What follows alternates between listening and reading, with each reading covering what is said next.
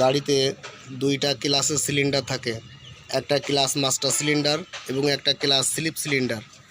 তো আমি এখন দেখাবো যে ক্লাস স্লিপ সিলিন্ডারে একটা একটা মার্কিং থাকে যে আপনার ক্লাসটা ভালো আছে নাকি খারাপ আছে, যেটা আপনি নিজে নিজে পরীক্ষা করতে পারবেন।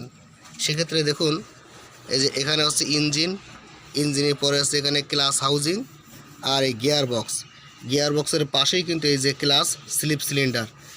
আর এই ক্লাস স্লিপ সিলিন্ডার এখানে একটা চেক মার্কিং একটা পিন আছে, এই যে এই পিনটা দেখুন এখানে একটা এই যে মার্কিং করার জন্য এখানে একটা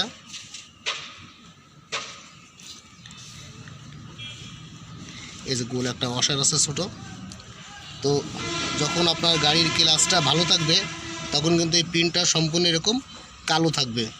দেখছেন এই পিনটা কিন্তু ফুল কালো, এইখান থেকে এই পর্যন্ত ফুল কালো আছে, কোথাও কোনো সাদা নাই। আর যখন ক্লাসটা আস্তে আস্তে ক্ষয় হবে বা ক্লাস প্লেটটা ক্ষয় হয়ে নষ্ট হতে থাকবে, তখন এই যে এই পিনটা বাইরের দিকে আরও বাইর হবে। আর এই যে এখানে কালো দেখছেন, এই কালো জায়গাটা আস্তে আস্তে আস্তে চকচক করবে, সাদা হয়ে যাবে। যত এই পিনটা বাইরের দিকে আসবে এবং এখানে সাদা অংশ বাইর হবে, বুঝতে পারবেন যে আপনার ক্লাসটা দ্রুত নষ্ট হয়ে যাচ্ছে।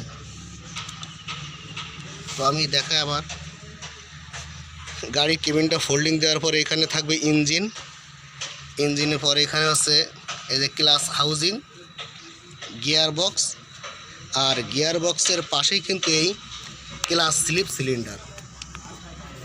এটা গাড়ির সামনে থেকে ক্লাস মাস্টার সিলিন্ডার এবং পিছনে থেকে স্লিপ সিলিন্ডার।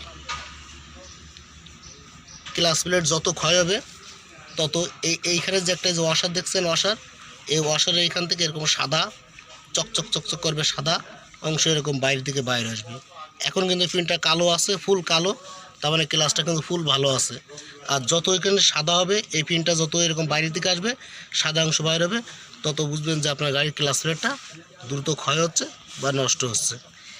এইভাবে কিন্তু আপনারা নিজেরা পরীক্ষা করতে পারবেন যে আমার গাড়ির ক্লাস প্লেটটা কেমন আছে।